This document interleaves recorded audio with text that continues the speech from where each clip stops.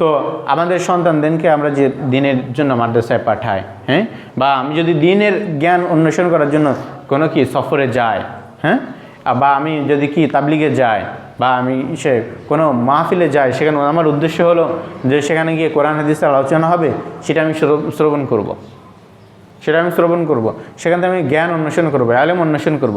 আমার এই মজলিস, এই চিন্তাধারা যদি থাকে আমার, তাহলে স্বাভাবিকভাবে আমি মাহফিলে যেতেছি, সবাই যেতেছে, অমুক বক্তা আসতেছে, তার আওয়াজ আমার কাছে ভালো লাগে, হ্যাঁ, বা বিরিয়ানি খাওয়াইবো, এই ধরনের চিন্তা ভাবনার বাহিরে গিয়ে যদি, হ্যাঁ, এগুলো তো হবে, আপনার পছন্দের বক্তা আসতেছে, তাছাড়া তো আপনি যাবেনও না, হ্যাঁ, যারা যখন পছন্দ করেন না তারাও যাবেনও না।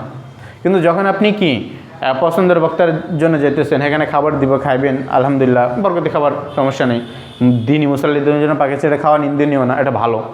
কিন্তু আপনার নিয়তটা কি? মেন নিয়তটা হলো আমি এলেম অন্বেষণ করতে যেতেছি। আমি যে ওয়াজ করবে, এখানে কমেডি করবে, হাসাহাসি করবে, তার শুনতে ভালো লাগে, সুর ভালো, আজান দেয়, কোরআন তেলাওয়াত করে, শুনতে টান দিলে লোম দাঁড়ায় যায়, এই জন্য যাবো না। আমি যাব কিসের জন্য?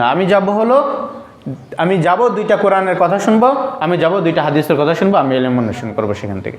দেন পুরো আলোচনায় প্রত্যেকটা কদম আমার আল্লাহর রাস্তায় বিতানোর সব আমার আমলনামায় লিপিবদ্ধ করা হবে। পুরো সময়টাকে আমাকে আল্লাহর রাস্তায় কাটানো সব লিপিবদ্ধ। শুধুমাত্র একই শ্রম, কিন্তু একই।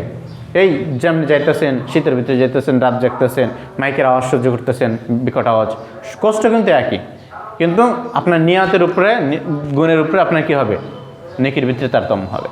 তো এই জন্য রাসূল সাল্লাল্লাহু আলাইহি ওয়াসাল্লাম বলেছেন যে মান খারাজা ফি তালাবিন ফাহুয়া ফি সাবিলিল্লাহ, যে নাকি আলেম অন্বেষণের জন্য বের হয়, সে আল্লাহ তাআলার রাস্তায় থাকে। তো এই জন্য আমাদেরকে এলেম অন্বেষণের জন্য গেলে, বা কোথাও যদি দিনে মজলিসে একটা তালিমে গেলাম, তাবলিগে একটা পরামর্শ হলাম, আমার উদ্দেশ্য কি? আমার উদ্দেশ্য গিয়ে এখানে গিয়ে নেতামি করা, এনে যে দুটো কথা বলা, নিজের অস্তিত্ব জাহির করা না। আমার একমাত্র উদ্দেশ্য থাকবে সেখানে আমি যাব, গিয়ে আমি নিজের জ্ঞানকে পরিধি করব, বৃদ্ধি করব। হ্যাঁ, আমি মোবাইলে যেতে একটা ওয়াজ শুনি, তো আমি কি তার সুরের কারণে শুনবো না, আমি সে হাসির কথা বলে এই জন্য শুনবো না। হ্যাঁ, ওয়াজের মাঝে দু একটা মজাক করা, এটা খারাপ কিছু না, আল্লাহ নবীও করতেন। একজন সাহেব একদিন আসার পরে বলতেছে যে ওয়াজের মাঝখানে বলছে, আল্লাহ নবী, আমি মুসাফির, আমি দিক থেকে যাইতেছিলাম, তো আমার বাহনটা ধ্বংস হয়ে গেছে, আমাকে একটু উট দিলে বলো। তো আল্লাহ নবী বললেন যে আচ্ছা ঠিক আছে, তুমি বসো, আমি তোমাকে একটা উটের বাচ্চা দিব। তখন ওই ব্যক্তি বলে যে আমি উটের বাচ্চা দিয়ে করুম কি? আমি হলাম মুসাফির মানুষ, আমার চলা দরকার, যাওয়া দরকার। হ্যাঁ, এমন একটা প্রাণী আমার দরকার যেটা পিঠে পরে আমি যেতে পারবো এবং সেখান থেকে দুধ দহন করে নিজেও খেতে পারবো। আল্লাহ নবী বললেন, আরে বেটা, তোমার যে বড় উটটা দেবো, এটাও তো একটা উটের বাচ্চা নাকি? হ্যাঁ, তা আল্লাহ নবী একটু মজা করলেন।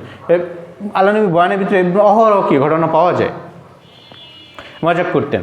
এটা খারাপ না, মানুষের অ্যাটেনশন ধরে রাখার জন্য, আগ্রহ ধরে রাখার জন্য দু একটা হাসি মজাকের কথা হতে পারে এবং হওয়া উচিত। একটা না, যদি আমি শুধু কি আয়াত পড়ি, অর্থ করি, তাহলে দেখা যাচ্ছে যে মানুষের অ্যাটেনশন হারিয়ে ফেলবে, বিরক্ত লাগবে। হ্যাঁ, তো যাই হোক, যেটা বলতেছিলাম যে আমরা যদি মোবাইলে একটা আলোচনাও শুনি, হ্যাঁ, এই আলোচনার ভিতরে কোরআনের কথা থাকবে, হাদিসের কথা থাকবে, রাজনৈতিক কথা থাকবে, হাসি থাকবে, কান্নার কথা থাকবে, কিন্তু আমার উদ্দেশ্য কী থাকবে? আমার কান্না করার উদ্দেশ্য থাকবে না, আমার হাসি করার উদ্দেশ্য থাকবে না, আমার টাইম পাস করার উদ্দেশ্য থাকবে না, আমার সুদ নেওয়ার উদ্দেশ্য থাকবে না। আমার উদ্দেশ্য হতে হবে এই ওয়াজ থেকে আমি ইলম অন্বেষণ করব। আমি এখান থেকে দু একটা কোরআনের কথা, হাদিসের কথা, দু একটা জ্ঞানের কথা, এটা কোরআন হাদিসের বাইরেও হতে পারে, জেনারেল কোনো কথা হইতে পারে, সেগুলো কি আমি এখান থেকে জ্ঞান অন্বেষণ করব।